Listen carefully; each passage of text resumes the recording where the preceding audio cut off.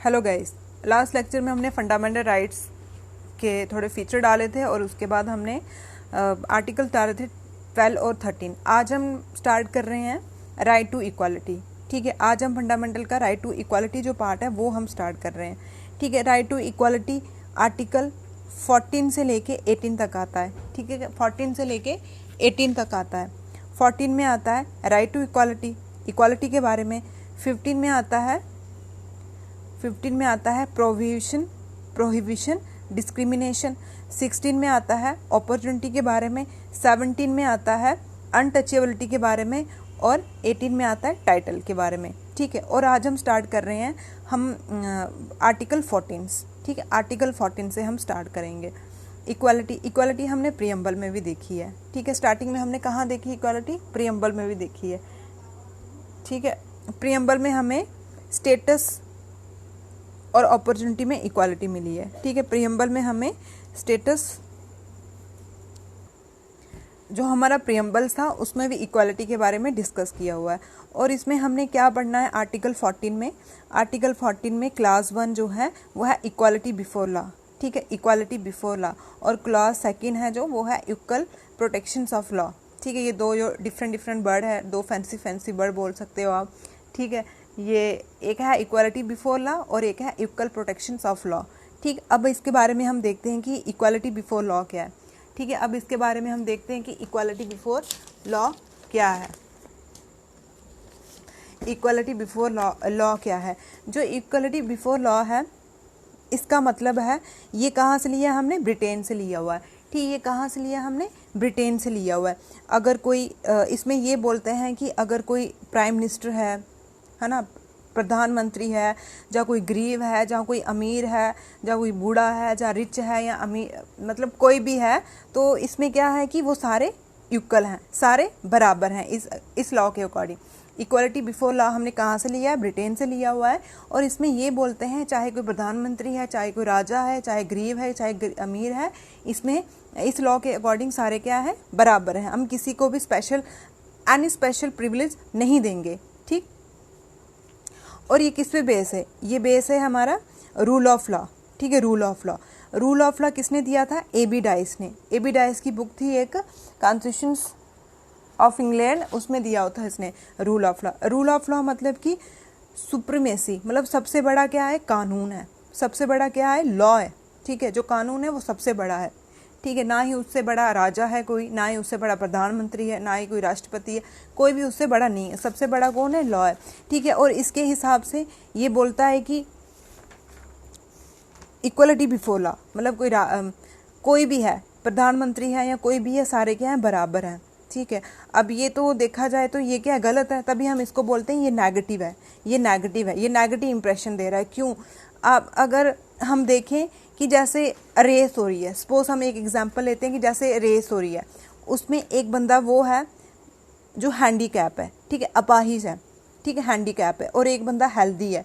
ठीक है, अब इन दोनों की हम रेस करवाएंगे तो जीतेगा कौन? हेल्दी जीतेगा। तो हम इनको इक्वल ट्रीट नहीं कर सकते ना, इक्वल ट्रीट नहीं कर सकते। तो ये नेगेटिव कंसेप्ट है। ठीक है, आपको समझ आ गया होगा कि नेगेटिव कंसेप्ट क्यों है। ये नेगेटिव कंसेप्ट क्यों है? क्योंकि हम अब कोई जैसे बूढ़ा बंदा है, ठीक है, बूढ़ा है और जवान है, उसमें भी कितना डिफरेंस होता है ना, बूढ़े और जवान में भी कितना डिफरेंस होता है। तो अब हम इनको इक्वल ट्रीट नहीं कर सकते। तो इससे ये क्या है कि एक नेगेटिव रोल करता है सोसाइटी में। ठीक है, अब दूसरा क्या? क्लॉज 2 में क्या है कि equal protections of law. Equal protections of law, इसका मतलब ये कहाँ से लिया हमने? पहले USA से लिया है। ठीक है, ये हमने कहाँ से लिया हुआ है? USA से लिया। इसमें बोला हुआ है कि equal protection allow reasonable discrimination based on people. ठीक है, मतलब कि हम कुछ रीजनेबल डिस्क्रिमिनेशन हम कर सकते हैं। ठीक है, जैसे कि हम एग्जांपल लेते हैं कि एक घर में 2 बच्चे हैं। ठीक है, घर में 2 बच्चे हैं, जैसे एक बच्चा 5 साल का है, एक बच्चा 5 साल का और एक बच्चा 20 साल का है। ठीक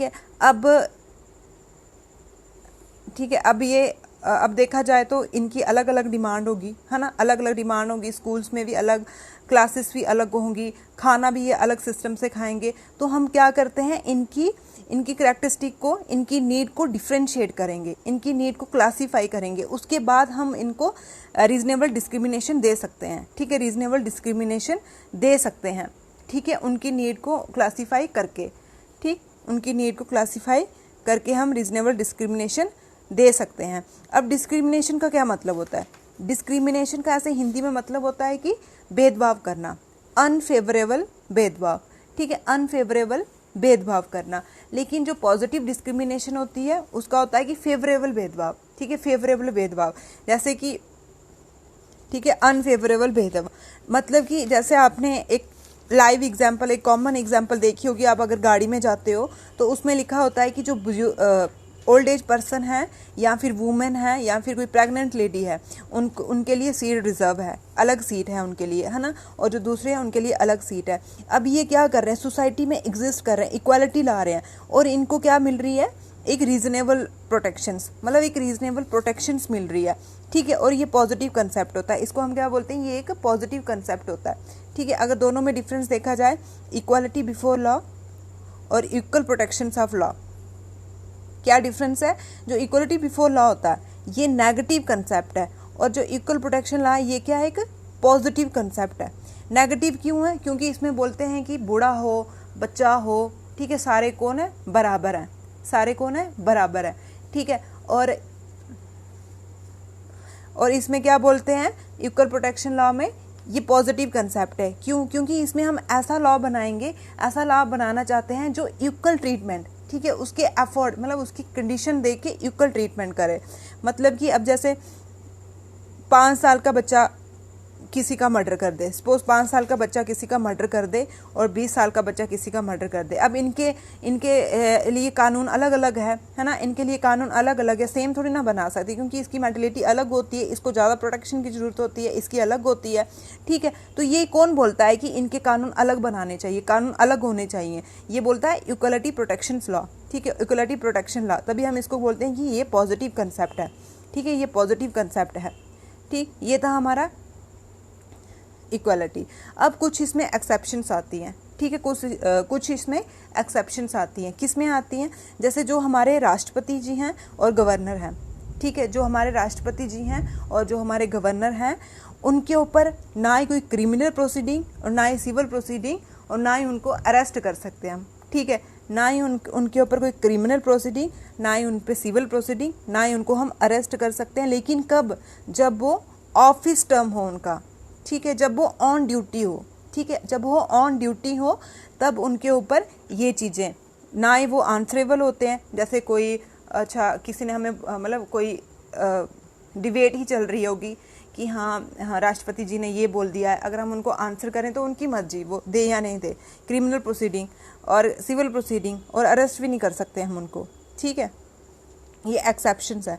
और उसके बाद जैसे एमएलए एमपी होते हैं, एमएलए एमपी होते हैं, वो भी जब अगर वोटिंग हो रही होती है पार्लियामेंट में तो वो अपने, ठीक है, वो वोटिंग हो रही होती है पार्लियामेंट में, वो कुछ भी कहें, अपने भाषण में कुछ भी कहें, उनके ऊपर भी क्या होता है, उनके ऊपर भी कोई केस नहीं लग सकता है। ठीक, और उसके बाद जैसे न्यूज़ रिपोर्टर होते हैं, ठीक है, जैसे न्यूज़ रिपोर्टर होते हैं, वो बोलते हैं कि इलेक्शंस के टाइम में कितनी न्यूज़ चलती हैं, हाँ आज ये वाले प्रधानमंत्री ने ये वाले लीडर ने ये कर दिया, दूसरे वाले लीडर ने ये कर दिया, वहाँ पे इलेक्शन हो रही थी, इन्होंने इतना घोटाला किया। अगर ट्रू एविडेंस हो तो उनके ऊपर एक्शन लिया जाता है, ऐसे उनके ऊपर एक्शन नहीं लिया जाता है। और उसके बाद जो फॉरेनर होते हैं, एम्बेसडर होते हैं, डिप्लोमेट होते हैं, उनके ऊपर भी कोई सिविल प्रोसीडिंग, क्रिमिनल प्रोसीडिंग नहीं लगती है। ठीक है, फॉरेनर के ऊपर, एम्बेसडर के ऊपर, डिप्लोमेट के ऊपर। ठीक है, जैसे कोई यहाँ पे प्रेसिडेंट ही आ जाए, ठीक है, यूएसए का प्रेसिडेंट ही आ जाए, तो उसके ऊपर चाहे वो कोई भी क्राइम करे यहाँ पे आके, ठीक, तो उसके ऊपर क्या होता है, उसके ऊपर कोई प्रोसीडिंग नहीं होती है। ठीक, और उसके बाद यूएनओ है जो, उसके ऊपर भी कोई भी प्रोसीडिंग नहीं होती है। अब आपको क्वेश्चन कैसे पूछ सकते हैं यहाँ पे, ये पूछेंगे राइट टू इक्वालिटी। ठीक है, कौन सा आर्टिकल में आता है? आर्टिकल 14 में आता है। ठीक है, और जो इक्वालिटी बिफोर लॉ है, इक्वालिटी बिफोर लॉ, वो कहाँ से लिया है हमने, ब्रिटेन से लिया हुआ है। ये पॉजिटिव कंसेप्ट है कि नेगेटिव है, तो ये क्या है, नेगेटिव कंसेप्ट है। क्यों है ये, हमने एग्जाम्पल के साथ आपको एक्सप्लेन कर दिया है। और जो इक्वल प्रोटेक्शन ऑफ लॉ है ये हमने यूएसए से लिया हुआ है, और ये पॉजिटिव कंसेप्ट है। ये क्यों है, क्योंकि ये सभी के साथ इक्वल ट्रीटमेंट करता है अकॉर्डिंग टू कंडीशंस, ठीक है। कुछ लोगों को पॉजिटिव प्रोटेक्शंस भी देता है, पॉजिटिव डिस्क्रिमिनेशन भी देता है, क्यों, अकॉर्डिंग टू कंडीशन उनको, ठीक, क्लासीफाई करके देन आफ्टर उनको वो रिजर्वेशन देता है, ठीक है। ये पॉजिटिव कंसेप्ट है, ठीक। और कुछ एक्सेप्शंस आती हैं। अब ये भी पूछ सकते हैं एक्सेप्शन में कि हाँ जो हमारे प्रधानमंत्री जी हैं, सॉरी राष्ट्रपति जी हैं, गवर्नर हैं, वो आंसरेबल हैं, या एक्सेप्शन भी पूछ सकते हैं इसमें, ठीक है। ये था हमारा आर्टिकल 14, ठीक है, ये था हमारा आर्टिकल। अब है आर्टिकल 15, ठीक है। पहले हमने आर्टिकल 14 डिस्कशन किया, अब है आर्टिकल 15। अब ये जो फंडामेंटल राइट्स हैं, ये जो फंडामेंटल राइट्स हैं, ये सिर्फ हमारी स्टडी के लिए नहीं, ठीक है, स्टडी के लिए नहीं इम्पॉर्टेंट है, ऐसे भी एक इंसान को पता होना चाहिए कि हमारे फंडामेंटल राइट क्या हैं, किस हिसाब के राइट हैं, ठीक है। तो आर्टिकल 15 में क्या बोलते हैं कि कोई भी स्टेट जो होती है वो डिस्क्रिमिनेट नहीं कर सकती, कोई भी पर्सन को डिस्क्रिमिनेट नहीं कर सकती है इन ग्राउंड के ऊपर। कौन सी ग्राउंड के ऊपर, ये जो ग्राउंड डिफाइन दी हुई हैं, religious, race, caste, sex, place of birth, ठीक है, ठीक है। आर्टिकल 15 क्या बोलता है कि स्टेट जो है वो डिस्क्रिमिनेट नहीं कर सकती है, ठीक है। क्या नहीं कर सकती है, भेदभाव नहीं कर सकती है। कौन सी ग्राउंड के ऊपर, जो हमारे कॉन्स्टिट्यूशन में फंडामेंटल राइट में दिए हुए हैं, religious, race, caste, sex, place of birth, कितने हैं, 5 कंडीशंस हैं, ठीक है, 5 कंडीशंस हैं, ठीक। अब रिलीजियस से कैसे, ठीक है, ये दोनों पे होता है, स्टेट और प्राइवेट इंडिविजुअल दोनों पे ये रोक लगाती है, ठीक है।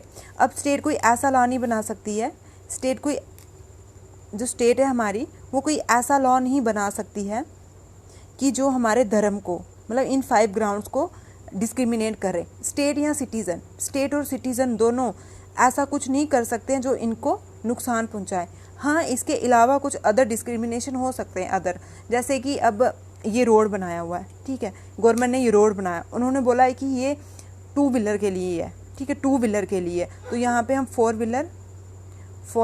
व्हीलर गाड़ी नहीं ले सकते, अदर डिस्क्रिमिनेशन कर सकते हैं, लेकिन इन 5 ग्राउंड पे डिस्क्रिमिनेशन नहीं कर सकते हैं, ठीक है। अब जैसे रिलीजियस पे कैसे, जैसे हम ये नहीं बोल सकते कि हिंदू, ये नहीं बोल सकते कि टेंपल में सिर्फ, मंदिरों में सिर्फ हिंदू ही जाएंगे, मुस्लिम नहीं जाएंगे, ठीक है, ये हो गया भेदभाव।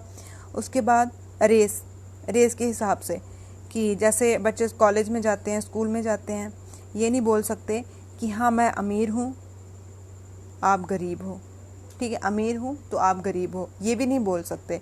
और उसके बाद कास्ट के हिसाब से, कि हाँ हम ये नहीं बोल सकते हम हायर कास्ट के हैं तो हम इस शॉप से ले सकते हैं, जहाँ हम इस दुकान में जा सकते हैं, ये हमारा एरिया है, ठीक है, तो ये भी नहीं कर सकते। सेक्स, जैसे ये भी नहीं हो सकता कि लड़की लड़के को अनइक्वल ट्रीटमेंट करना, ठीक है, ये लड़की है तो इसको नहीं पढ़ाना, ये गर्ल्स है तो इसको नहीं पढ़ाना क्योंकि उसने शादी करके दूसरे घर जाना, ऐसा थॉट भी नहीं आ सकता। या फिर ये प्रॉपर्टी है तो ये प्रॉपर्टी सिर्फ लड़कों की होगी, लड़कियों की नहीं होगी, ये भी थॉट नहीं आता है ऐसा, ठीक है। और प्लेस ऑफ बर्थ, जैसे कि दूसरी स्टेट में चले जाएं, जैसे बिहारी इधर आ जाएं तो हम बिहार के स्टेट के नाम से उसको हम भेदभाव करना स्टार्ट कर दें, मतलब इन 5 ग्राउंड पे हम किसी के साथ डिस्क्रिमिनेट नहीं कर सकते, ठीक है, डिस्क्रिमिनेट नहीं कर सकते। अगर करेंगे तो क्या होगा, करेंगे तो हम सीधा सुप्रीम कोर्ट में जा सकते हैं, रिट इशू कर सकते हैं, रिट फाइल कर सकते हैं, हाई कोर्ट में भी जा सकते हैं और उसके खिलाफ कंप्लेंट दर्ज कर सकते हैं, ठीक। उसके बाद लेकिन कुछ एक्सेप्शंस भी हैं, ठीक है, इसमें कुछ एक्सेप्शंस भी हैं, ठीक है। अब कुछ एक्सेप्शंस आती हैं इसमें, वही जैसे हमने आर्टिकल 14 में पढ़ा कि हम पॉजिटिव डिस्क्रिमिनेशन कर सकते हैं, प्रोटेक्टिव डिस्क्रिमिनेशन कर सकते हैं, ठीक है। अब एक्सेप्शन किसके ऊपर है, वुमेन, चिल्ड्रन, SC ST और other social and educational backward. क्यों, क्योंकि हम हिस्टोरिकल टाइम से देखते आए हैं कि वुमेन के साथ भी बहुत अत्याचार होता है, इनको स्कूल में नहीं भेजते थे, पैदा होते ही मार देते थे, है ना, जल्दी शादी करवा देते थे, ठीक। और बच्चों के साथ भी बहुत भेदभाव होता था, SC ST के साथ भी तो बहुत इसकी जो एग्जाम्पल है हमारे डॉक्टर भीमराव अंबेडकर जी हैं, ठीक है, इनको पानी नहीं पीने देते थे, पब्लिक रेस्टोरेंट में नहीं जाने देते थे, ठीक है। तो इसमें ये भी बोलते हैं कि कोई पब्लिक प्लेस में, चाहे रेस्टोरेंट हो, होटल्स हो, ठीक, और पार्क वगैरह हो, वहाँ पे भी कोई डिस्क्रिमिनेशन नहीं होनी चाहिए, ठीक है।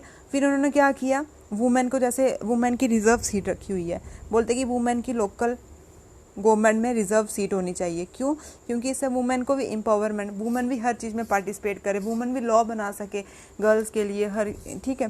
और चिल्ड्रन को फ्री एजुकेशन, ठीक है, चिल्ड्रन को फ्री एजुकेशन, अगर हम आगे पढ़ेंगे तो आर्टिकल 21 में चिल्ड्रन को फ्री एजुकेशन मिलती है 0 to 14, ठीक है, और उसमें DPSP में 6 to 14, ठीक है। और SC/ST को जैसे एजुकेशन इंस्टीट्यूट में और कॉम्पिटिटिव एग्ज़ाम में रिजर्वेशन मिलती है। क्यों?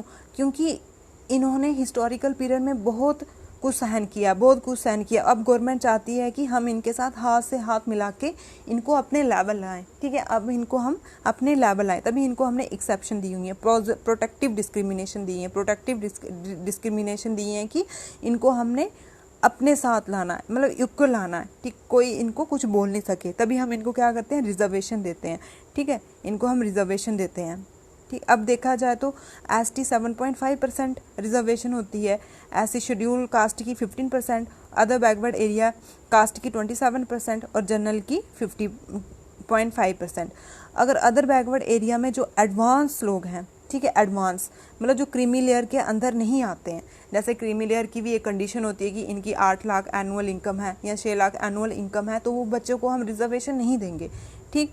रिजर्वेशन एक पॉवर्टी ख़त्म करने का तरीका नहीं है, रिजर्वेशन एक पॉवर्टी ख़त्म करने का तरीका नहीं है, ये सोशल जस्टिस लाने का तरीका है, ठीक है, सोशल जस्टिस लाने का तरीका है। अब इसमें से कौन से क्वेश्चन पूछ सकते हैं, ये पूछेंगे कि प्रोविजन डिस्क्रिमिनेशंस कौन से आर्टिकल्स में आता है, 15 आर्टिकल में, कौन सी ग्राउंड है, कितनी ग्राउंड है, 5 ग्राउंड्स है, कौन कौन सी, religious, race, caste, sex, place of birth, ठीक है, और एक्सेप्शन किस किस को मिली है, वुमेन, चिल्ड्रन, SC/ST उनको मिली हुई है, ठीक है।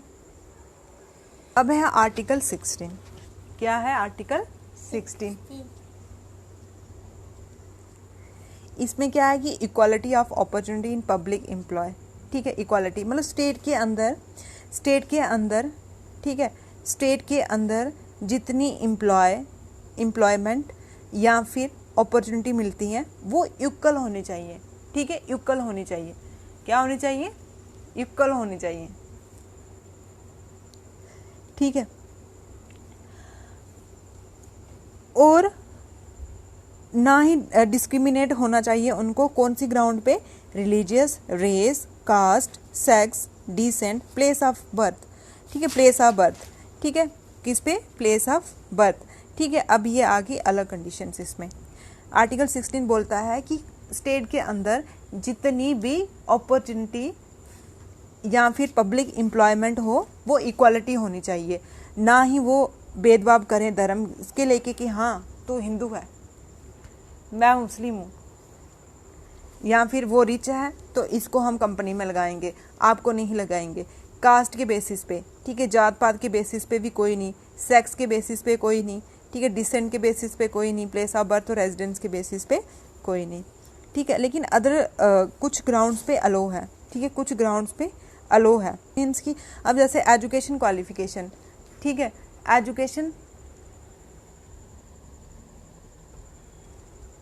एजुकेशन क्वालिफिकेशन, अब जैसे किसी बंदे ने MBBS किया है, किसी ने BSc किया है, तो उसके हिसाब से उसको जॉब मिलेगी, है ना। तो इस पे तो डिस्क्रिमिनेशन क्या है, भेदभाव क्या है, वो तो डिपेंड करता है कि उसने जैसी डिग्री ली है तो वैसा वो करेगा, ठीक। उसके बाद टेस्ट, जैसे कॉम्पिटिटिव एग्ज़ाम देते हैं हम, जो जितना मेहनत करेगा वो उतना पाएगा। फिजिकल फिटनेस, ठीक है, जितना फिजिकल फिट होगा वो उतना आर्मी में जाएगा, ठीक है। जैसे इस एग्जांपल ये भी आती है इसमें कि जैसे गर्ल्स की जॉब नर्स के लिए अप्लाई और हैवी इंडस्ट्री की वो किसके लिए अप्लाई होती है, वो होती है मैन के लिए। क्यों? क्योंकि वो फिजिकल फिटनेस है इसमें, ठीक। और इसमें कुछ एक्सेप्शंस आती है। एक्सेप्शन क्या आती है कि पार्लियामेंट ऐसा लॉ बना सकता है अपने स्टेट के लिए, जहाँ जैसे हम जम्मू कश्मीर के हैं या दिल्ली के हैं या फिर हम आंध्र प्रदेश के हैं, मतलब कहीं के भी हैं, ऐसा लॉ बना सकता है कि वो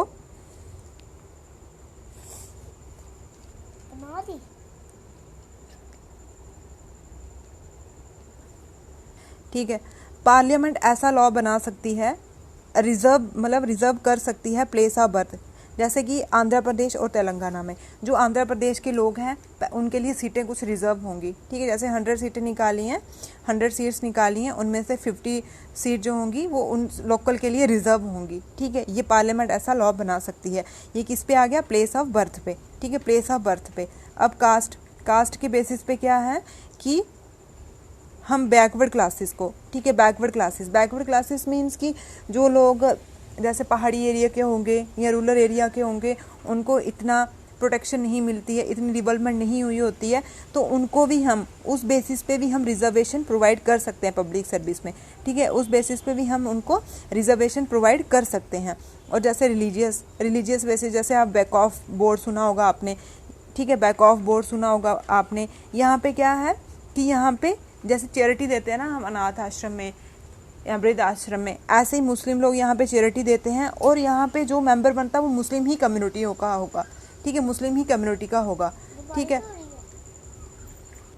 अब हमने बोला कि बैकवर्ड क्लासेस को रिजर्वेशन मिलेगी, है ना। तो इसमें एक बहुत इंपॉर्टेंट केस आता है मंडल कमीशन। ठीक है, मंडल कमीशन कब आया था? ये 1980 में। ठीक है, 1980 में आया था केस। ठीक है, कौन से टाइम में? 1990 में, जब बीपी सिंह की गवर्नमेंट थी, उन्होंने डिक्लेयर किया था मंडल कमीशन को। ठीक है, फिर उसके बाद 1991 में नरसिम्हा राव गवर्नमेंट आती है, उन्होंने इकोनॉमिकली क्राइटेरिया और हायर क्लासेस को भी 10% मंडल, सुप्रीम कोर्ट बोल रहा था, सुप्रीम कोर्ट ने बोला कि 50। ठीक है, अब बैकवर्ड क्लासेस का हम देखते हैं कि उनको रिजर्वेशन कैसे मिली। फर्स्ट बैकवर्ड क्लासेस कमीशन 1953 में बैठा था, जिसको हेड किया था काका कालेकर ने। ठीक है, और उसने रिपोर्ट सबमिट की थी 1995 में, लेकिन उसने बोला कि 70% रिजर्वेशन देनी है। फिर सुप्रीम कोर्ट का जजमेंट आता है, उन्होंने बोला कि हम 50% रिजर्वेशन देंगे, 50% रिजर्वेशन। फिर उसके बाद सेकंड बैकवर्ड क्लास बैठता है 1979 में, किसके अंदर? मंडल कमीशन के अंदर। उसने रिपोर्ट की कि 52%, ठीक है, हम ओबीसी को 50% देंगे और 27% उसको देंगे अदर बैकवर्ड एरिया को और SC ST को। तो 1990 में बीपी सिंह ने, गवर्नमेंट ने डिक्लेयर कर दिया कि हाँ मंडल कमीशन ठीक है। फिर उसके बाद 1991 में नरसिम्हा राव गवर्नमेंट ने बोला कि अच्छा वो मंडल कमीशन तो ठीक है, लेकिन अब इकोनॉमिकली क्राइटेरिया से भी हम रिजर्वेशन देंगे और हायर क्लासेस को भी रिजर्वेशन देंगे हम 10%। ठीक, लेकिन फिर सुप्रीम कोर्ट में जजमेंट हुई, केस बैठा Indira Sahni versus union of India, जिसको हम मंडल कमीशन केस भी बोलते हैं। उसके अकॉर्डिंग ओबीसी को 27% और इकोनॉमिकली क्राइटेरिया देखेंगे, और ये रिजर्वेशन सिर्फ अपॉइंटमेंट में होगी, प्रमोशन पे नहीं होगी। ठीक है, ये सिर्फ रिजर्वेशन अपॉइंटमेंट में होगी। 1992 को, ये बहुत इंपॉर्टेंट है, 1992 को इंदिरा साहनी केस बैठा था, इंदिरा साहनी केस बैठा जिसको हम मंडल केस भी बोलते हैं। उस केस के अकॉर्डिंग 27% ओबीसी को रिजर्वेशन मिलेगी और अपॉइंटमेंट में मिलेगी, प्रमोशन में नहीं मिलेगी। और कैरी फॉरवर्ड रूल मतलब कि जैसे 100 सीट्स हैं, 50% हमने ओबीसी के लिए रखी, लेकिन अपॉइंटमेंट हुई 30 की, 20 बच गई, तो ये हम नेक्स्ट ईयर के लिए, ठीक है, नेक्स्ट ईयर के लिए फॉरवर्ड कर देंगे आगे। ठीक, फिर उसके बाद रामनंदन कमेटी बैठती है। उन्होंने क्या किया? उन्होंने आइडेंटिफाई की क्रीमिलियर और 77 अमेंडमेंट होता है, 77 अमेंडमेंट होता है जिसमें प्रमोशन भी इंट्रोड्यूस कर दिया। ठीक है, इन ओबीसी को, SC ST को, ओबीसी को नहीं, SC ST को हम प्रमोशन भी देंगे। कौन से अमेंडमेंट में? 77 अमेंडमेंट 1925 में जो हुआ था। ठीक, और 81 अमेंडमेंट में जो कैरी फॉरवर्ड कर रहे थे हम पोस्ट को, वो कैंसिल कर दिया। ठीक, अब हम देखते हैं इसमें क्या केस है। फर्स्ट जो बैकवर्ड क्लास बैठा था काका कालेकर कमेटी के अंदर, लेकिन उसने बोला था कि 70% रिजर्वेशन, ठीक है, 70%, लेकिन सुप्रीम कोर्ट ने बोला कि 50% रिजर्वेशन होनी चाहिए, ज़्यादा नहीं। फिर उसके बाद मंडल कमीशन बैठा, मंडल कमीशन ने क्या इंट्रोड्यूस किया? मंडल कमीशन ने बोला कि हाँ हम सुप्रीम कोर्ट के हिसाब से ही चलेंगे। उन्होंने 27% ओबीसी को दिया और अपॉइंटमेंट में दिया। ठीक है, अपॉइंटमेंट में दिया, लेकिन फिर उसके बाद रामनंदन कमेटी बैठी, 77th अमेंडमेंट हुआ 1995 में, तो उन्होंने ओबीसी, SC ST को अपॉइंटमेंट में और SC ST को प्रमोशन में भी, देखो पहले सिर्फ अपॉइंटमेंट में रिजर्वेशन थी, अब 77 अमेंडमेंट में प्रमोशन में भी रिजर्वेशन मिल गई। ठीक है, अब इनके तो बेनिफिट ही हो गए। एक तो रिजर्वेशन से ये SC ST से जॉब भी पालेंगे और प्रमोशन से भी ये रिजर्वेशन मिलेंगे। क्यों ला रहे थे ये चीज़ें क्यों ला रहे थे? क्योंकि इन लोगों ने बहुत भेदभाव, बहुत कुछ सहन किया है हिस्टोरिकल टाइम में।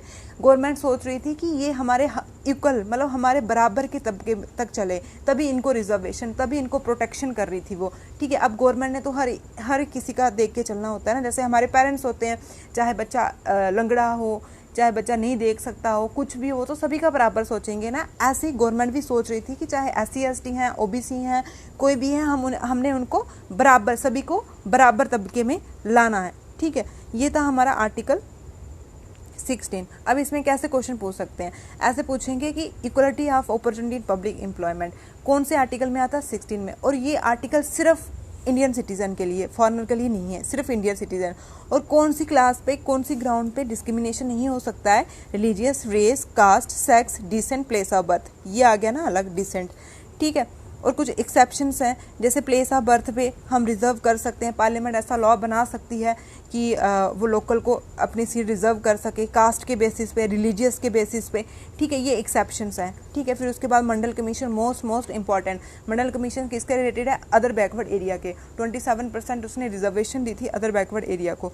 ठीक है, फिर 77 अमेंडमेंट में मंडल कमीशन ने तो सिर्फ अपॉइंटमेंट में रिजर्वेशन दी थी, लेकिन 77th अमेंडमेंट 1995 में होता है, उन्होंने SC ST को प्रमोशन में भी रिजर्वेशन दे दी। देखो कितना इन्होंने क्या किया, प्रमोशन में भी रिजर्वेशन, मतलब कितना उनके लिए सोच रहे हैं, कितना उनको अपलिफ्टमेंट कर रहे हैं कि हाँ सोसाइटी में इनका भी तबका ठीक हो।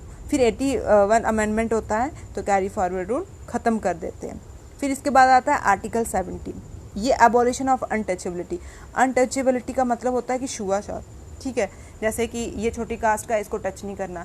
जैसे भीमराव अंबेडकर जी ने स्कूल्स में, अगर आपने उनकी हिस्ट्री देखी होगी, स्कूल्स में उनको नलके का पानी भी नहीं पीने देते थे, बोलते नहीं ये छोटी कास्ट का है ना, ये छोटी कास्ट का है तो इसको इधर नहीं बैठना। अभी भी कुछ अभी तो कहाँ, अभी तो बहुत ज़्यादा गवर्नमेंट ने रूल्स वगैरह ऐसे निकाल दिए हैं कि छोटी कास्ट को नीचे बैठाते हैं, है ना, उनको अलग से ऐसे ट्रीट करते हैं। लेकिन अब ऐसा करें तो उसके खिलाफ पनिशेबल ऑफेंस, ठीक है, उसको पनिश मिलती है, पनिशमेंट करते हैं। किसके अकॉर्डिंग? लॉ के अकॉर्डिंग। कौन सा एक्ट?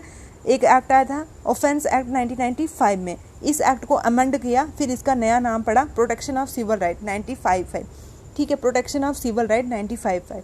इस एक्ट के अकॉर्डिंग अगर किसी को कोई अनटचेबिलिटी, जैसे पब्लिक प्लेस में पानी नहीं पीने दे रहा है, मतलब वेल से पानी नहीं पीने दे रहा है, रेस्टोरेंट में नहीं जाने दे रहा है, या टचेबिलिटी का कोई केस कर रहा है, तो उसको 6 मंथ का जेल और 500 का फाइन होता है। ठीक है, आज के अकॉर्डिंग। अब हम देखते हैं कि ये कॉन्स्टिट्यूशन में ये अनटचेबिलिटी टर्म डिफाइन नहीं है, और ना ही पार्लियामेंट ने कोई डिफाइन की है। ये डिफाइन किसने की है? जुडिशरी ने। किसने डिफाइन की है? जुडिशरी ने। Mussoorie high court, Mussoorie high court ने एक जजमेंट दी, उसमें बोला कि ये अनटचेबिलिटी का मतलब है, उसने डिफाइन किया, ये प्रैक्टिस हिस्टोरिकल, जो पुराने ज़माने से करते आए हैं, जो हायर कास्ट लोअर कास्ट के ऊपर अत्याचार कर रही थी, है ना, अत्याचार कर रही थी कि जूतों का काम देना बनाने के लिए, राजे का काम नहीं देना, ऊपर नहीं बैठने देना, नीचे काम करना। ठीक है, तो ये क्या है? प्रैक्टिस हिस्टोरिकल से चलती आ रही थी ये। ठीक, तो ये अब ऑफेंस मानते हैं हम इसको। ये था हमारा आर्टिकल 17। आर्टिकल 17 क्या है? Abolition of untouchability.